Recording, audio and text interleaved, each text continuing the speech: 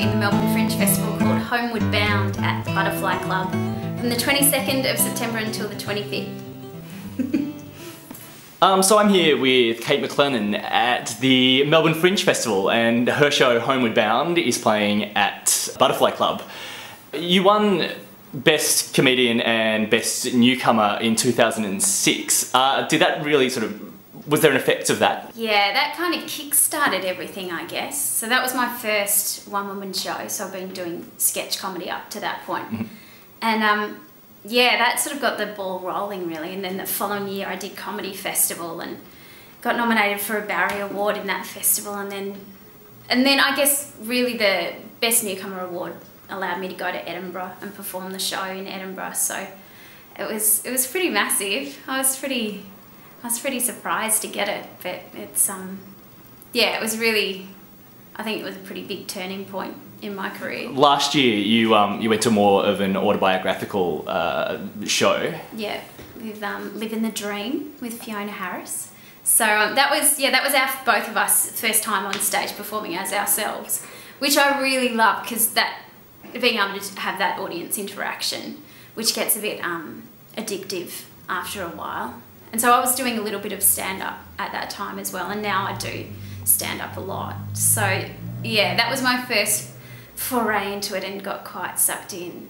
And this is is it a continuation of last year's story, or is it a completely... No, well, it's a continuation. So I was doing this show last year called Living the Dream, and it was all about, you know, achieving your dreams. And what was actually happening in my personal life was that I'd broken up with my boyfriend and life had turned to the shit, basically. And so this show picks up from when I moved out of my house that I shared with my partner and looks at the 12 months that followed that. And yeah, so it's also combining characters as well, because I play my mum and my dad and my sister and various other people in it as well. So I get to combine what I used to do with sort of where I'm going as a performer as well. So it's been really fun. This is your 9th Fringe Festival. Can you talk about the Fringe itself and what it's like performing in it? And is there a reason you keep coming back every year? Look, I love it. And it's that festival where you register the show, you maybe don't even know what the show is yet, but you know that deadline will give you something to work towards. But also all the staff and the actual vibe that's created in the festival is all about creativity and being adventurous, I suppose, and taking risks, which there's not many festivals that do that now. The comedy festival is so competitive and it's quite expensive to do now, so you kind of have to, you can't take as many risks, I guess, with Comedy Festival, whereas Fringe sort of encourages risk taking. So that's why I keep coming back. And a lot of shows I've only done in the Fringe Festival, haven't done them anywhere else, so there's still, there's still a nice little incubator of ideas.